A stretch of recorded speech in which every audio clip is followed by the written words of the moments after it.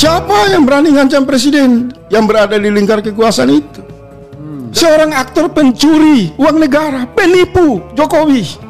10 tahun berkuasa, memporak-porandakan seluruh kebijakan, sumber-sumber kekayaan alam, korupsi di mana-mana.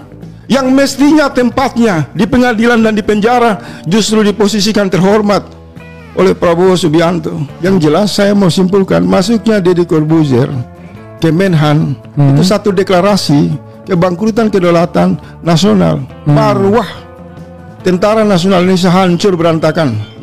Penerimaan dan pendapatan Prabowo dan keluarganya makin tinggi naik. Lingkaran kekuasaannya kabinet obesitas yang menguras anggaran. Kemudian aparatur negara di level bawah dipaksa untuk mereka ikat pinggang, tapi pejabatnya di level atas hidup berfoya-foya. Bisa kan kalau ditanya apa Deddy Corbuzier itu berprestasi, dia tidak ada pembelaan soal hak-hak rakyat di dalam isu kedaulatan nasional. Dia tidak membela prajurit yang gajinya kecil. Dia tidak pernah tampil untuk mengingatkan alat-alat negara tidak boleh bertindak jahat terhadap rakyat. Tidak ada satu semangat atau morality atau basic intelektual Deddy Corbuzier itu yang bisa diterima ada di lingkaran Menhan. Nah, cara memungut gaya Syafri Samsudin ini menghina rakyat sebagai pembayar pajak. Kalau jenderal-jenderal di lingkaran Prabowo ini mungkin mereka stres karena tidak punya kemampuan mengelola tata negara, ingin mendapatkan hiburan untuk mengumpulkan pelawak, badut.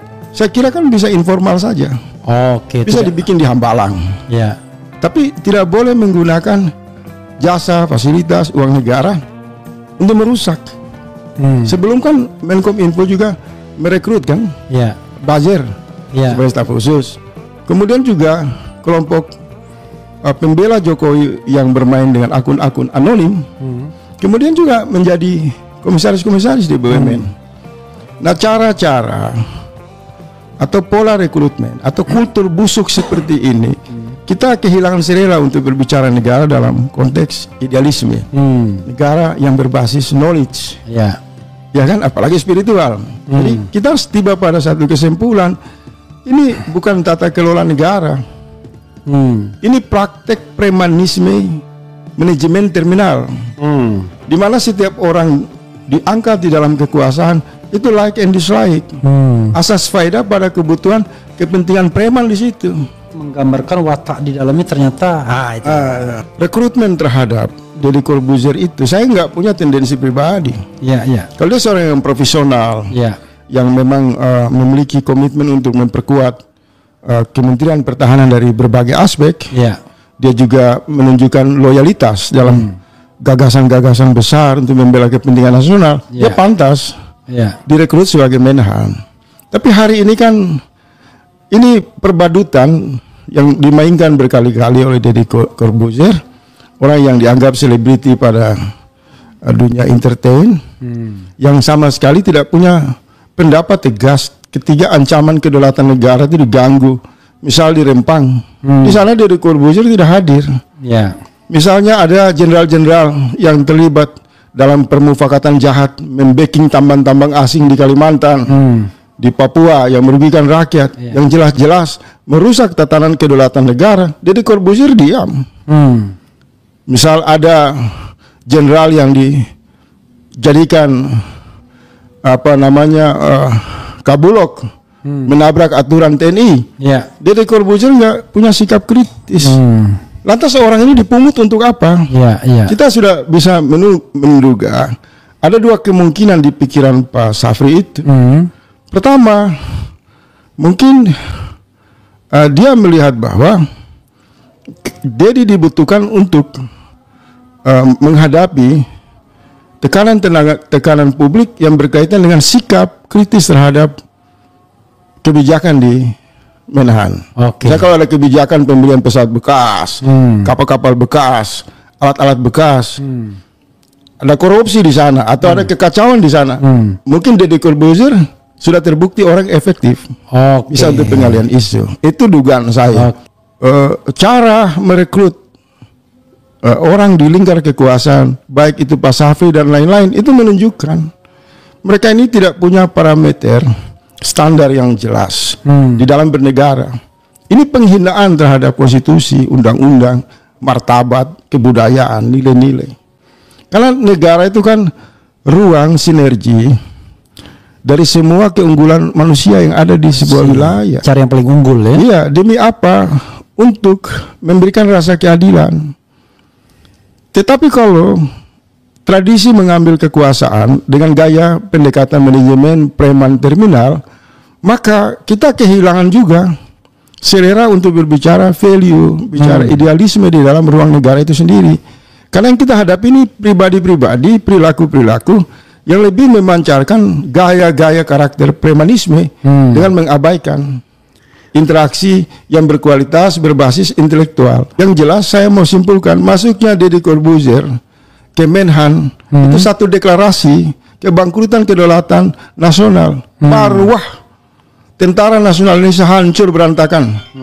Jadi semua doktrin tentang persatuan nasional, stabilitas nasional, gangguan dan ancaman, itu semua omong kosong saja.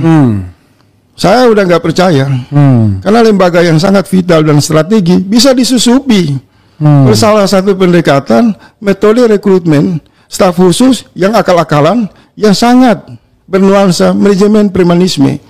Sebagai rakyat yang ingin menghendaki negara ini berjalan bagus, harus berbicara tegas dan apa adanya. Penerimaan dan pendapatan Prabowo dan keluarganya makin tinggi naik, lingkaran kekuasaannya kabinet obesitas yang menguras anggaran, kemudian tukar guling kekuasaan yang jelas-jelas berpotensi untuk membuat negara boros. Tapi di sisi lain, aparatur negara di level bawah dipaksa untuk mereka ikat pinggang, tapi pejabatnya di level atas hidup berfoya-foya. Bisa jadi kampanye yang disebut operasi untuk penghematan anggaran ala Prabowo ini nanti akan menimbulkan perlawanan dari dalam internal birokrasi. Karena birokrasi yang berada di posisi bawah, guru-guru, pegawai kecil, prajurit, TNI, Polri, yang mereka menyaksikan bajingan ini di era Jokowi, bahkan mungkin sekarang presidennya memfasilitasi oligarki, merampok sumber-sumber kekayaan alam, korupsi di mana-mana. Setelah utang besar-besaran, kini pemerintahan berganti, mereka justru menindas rakyat di dalam struktur negara itu dengan mengatakan penghematan anggaran. Ini tidak adil. Katanya siap mati membela bangsa dan negara kan. Nah, ucapan itu dibuktikan. Mobil-mobil mewah, koleksi, harga-harga kuda yang miliaran rupiah, ratusan miliar itu disumbangkan, dilelangkan, dikasih untuk negara. Kemudian diikuti oleh pejabat menterinya. Ya kan? Menhannya jangan lagi boros anggaran untuk beli pesawat bekas. Apalagi ada isu beredar mau beli itu kapal induk bekas dari Italia. Semangat itu dihentikan dulu.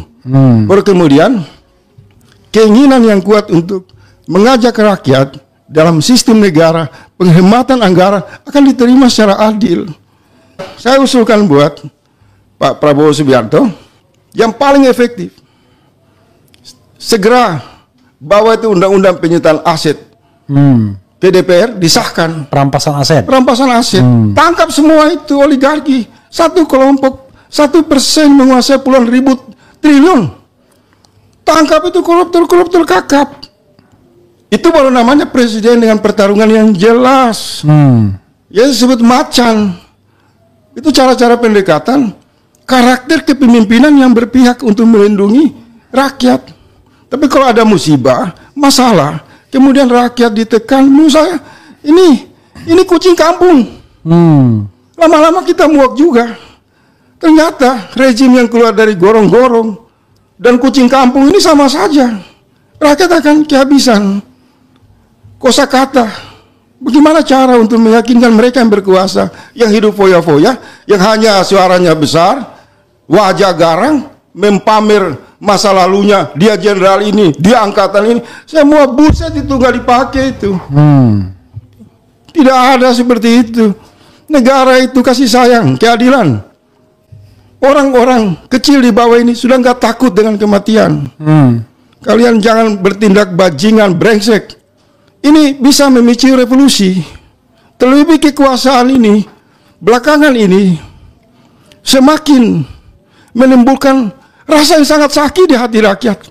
Seorang aktor pencuri uang negara, penipu Jokowi, 10 tahun berkuasa, memporak-porandakan seluruh kebijakan, sumber-sumber kekayaan alam, korupsi di mana-mana, yang mestinya tempatnya di pengadilan dan di penjara justru diposisikan terhormat oleh Prabowo Subianto Dan dibela-bela. Ini cara-cara kekuasaan yang sangat busuk dan culas. Dan ingat, saya ingatkan kalian semua, berhenti dengan atribut, dengan pangkat-pangkat itu, dengan senjata-senjata kalian. Negara nggak butuh itu. Negara butuh keadilan. Negara nggak butuh baris berbaris, pidato-pidato dengan suara keras. Jangan omon-omon. 100 hari berlalu hanya meninggalkan polemik demi polemik yang pada akhirnya saya khawatir ucapan dia negara ini bubar pada tahun 2030 mungkin bisa terjadi. Kalau orangnya masih omon-omon, maka apapun yang dibuat itu tidak sesuai dengan fakta yang terjadi di lapangan. Saya mencoba memberi harapan semoga pemerintahan ini masih bisa membasuh perasaan rakyat, melayani rakyat dengan kebaikan. Tetapi hari demi hari saya lihat ini pertunjukan kebinatangan dalam satu ketatanegaraan yang tidak bisa dikaji secara kemanusiaan. Kita kehilangan apa yang disebut negara. Seolah-olah kita dihadapkan oleh kebun binatang, oleh terminal, di mana yang kuat itu yang benar, yang berkuasa itu yang benar. Ini gila menurut saya, harus dihentikan. Tetapi lagi-lagi terusik nurani dipicu oleh satu situasi akrobat politik, tukar guling kekuasaan tanpa berkesudahan. Kalau benar dia jenderal, dia betul-betul mau mati buat bangsa dan negara. Hei Prabowo, tangkap itu Jokowi. Luhut sudah ngomong itu. Ada kerugian negara 250 triliun di depan mata Prabowo. Dan itu pelakunya adalah tidak lain adalah pembuat kebijakan itu Jokowi. Justru Prabowo puja-puji Jokowi. Ini sontoloyo. Nggak boleh. Tidak boleh penguasa itu yang dipilih oleh rakyat untuk tujuan memangku amanah, kemudian berakrobat dengan politik-politik omong kosong, kemudian menunjukkan kemesraan kepada orang yang menyakiti rakyat, yang menghancurkan jutaan hidup rakyat. Prabowo harus hentikan ini. Kalau kamu tidak mau menegakkan keadilan, kamu berhenti untuk memuji penjahat. Karena itu tindakan yang sangat busuk, tidak bermoral, dan sangat memalukan. Rakyat 10 tahun ini dihinakan. Mereka sahabat-sahabat kita yang hanya ngomong jin buang anak di Kalimantan itu dipenjarakan kilometer 50. Anak-anak kaum beriman dibantai secara sadis di jalan. Berapa banyak orang mati, berapa banyak rakyat kehilangan tanahnya, kehilangan hak hidup, dibebani oleh utang ribuan triliun. Hari ini justru Prabowo seolah-olah tidak menunjukkan rasa simpati. Tunjukkan rasa simpati itu dengan tidak boleh memuji penjahat. Itu bertentangan dengan keagamaan, moralitas, dan lain-lain. Kalau perilaku-perilaku ini masih terus dipamerkan dengan karena latar belakang militer, latar belakang jenderal, saya mau kasih tahu, saya orang nggak takut. Dan saya yakin jutaan anak-anak muda di luar sana, mereka akan turun ke jalan-jalan untuk mengakhiri cara-cara kekuasaan yang penuh kemunafikan. Masih ada kesempatan untuk berbuat baik kepada rakyat. Ini negara, bukan ruang transaksional, dinasti politik dari satu kelompok kaya kepada kelompok lain dengan menindas hidup rakyat dengan pidato-pidato yang ngomong kosong. Ada yang mau membunuh Prabowo. Siapa yang berani ngancam presiden yang berada di lingkar kekuasaan itu?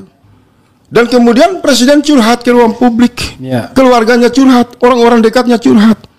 Ini menunjukkan ini orang-orang penakut, penakut. Orang-orang yang tidak memiliki nyali untuk menegakkan kebenaran, karena ada hipokrasi di dalam watak politik kekuasaan mereka. Tangkap dong. Kalau ada yang coba-coba mengancam presiden, apalagi menghalangi kebijakan yang dianggap diyakini baik untuk rakyat. Saya harus bicara di sini. Parameter rakyat meyakini dan percaya kepada Prabowo cuma satu. Satu kalimat. Adili Jokowi. Oke. Sebelum dia melakukan upaya supremasi penegakan hukum, menjawab rasa keadilan rakyat, dia ngomong apa saja saya anggap 11-12 dengan Jokowi. Mestinya Prabowo malu sama Duterte di Filipina, Donald Trump di Amerika, pemimpin-pemimpin hebat di dunia lain. Mereka tidak punya politik balas budi dengan rejim sebelumnya. Begitu lantik, mereka menunjukkan kecintaan, keberpihakan kepada rakyat. Tapi hari ini, organisasi massa, forum-forum hanya menyediakan mic kepada Prabowo dan rakyat hanya menangkap noise yang seolah-olah suaranya besar. Tetapi hasil yang dirasakan rakyat nol besar, Pak Prabowo. Pagar laut itu nggak ada satu menteri pun yang jelas-jelas terlibat, ditahan, ditangkap. Kenapa? Karena satu kekuasaan yang dilahirkan dalam proses yang tidak adil tidak bisa menegakkan prinsip-prinsip kejujuran kepemimpinan itu sendiri. Penyelundupan Gibran di MK, pemilu yang amburadul, yang rakyat melihat kecurangan di mana-mana, memaksakan kepemimpinan itu lahir dengan kecurangan. Kemudian dia mau menegakkan kejujuran dan kebenaran. Dia lahir dari proses penipuan. Tetapi rakyat berjiwa besar. Kita semua menerima. Oke lah. Mungkin ada siasat Prabowo mengambil kekuasaan dulu dengan cara curang atau membenarkan kecurangan yang dilakukan oleh Jokowi. Tapi kelak dia berkuasa, dia akan menunjukkan bahwa usianya yang menuju 80 tahun dia akan berpihak kepada kecintaan kepada rakyat. Harapan itu kita bangun. Tapi 100 hari ini saya nggak melihat. Tidak ada tanda-tanda. Omong-omong, masih semua omong-omong. Bagaimana mau memperbaiki negara di dalam komposisi kabinet Prabowo itu masih ada yang orang-orang semua sebut ada residivis, ada koruptor di dalamnya. Orang-orang yang terlibat dalam kejahatan korupsi diberikan amanah, diberikan kepercayaan oleh Prabowo. Rakyat sudah teriak, perkecil itu kabinet kamu, usir mereka keluar. Rakyat nggak mau uang mereka dipakai untuk pembelanjaan menteri-menteri yang sudah banyak terlibat skandal-skandal kejahatan korupsi. Dan mereka membeli lembaga-lembaga. Jadi masalah masih ada pada meja Prabowo, belum sampai ke rakyat. Itu belum bisa dibersihkan. Bukan praktek peradaban bernegara. Ini premanisme. Di mana ruang kita bicara ilmu pengetahuan untuk mengevaluasi negara? Orang-orang yang berkuasa dari masa ke masa, mereka menutup telinga, hati nuraninya hilang. Mereka tidak peduli dengan pikiran-pikiran, suara-suara nurani publik. Artinya, kalau terus situasi ini dipertahankan, saya percaya akan terjadi letupan di mana-mana, kebangkitan rasa solidaritas rakyat untuk melakukan perlawanan yang jauh lebih keras dari rejim sebelumnya.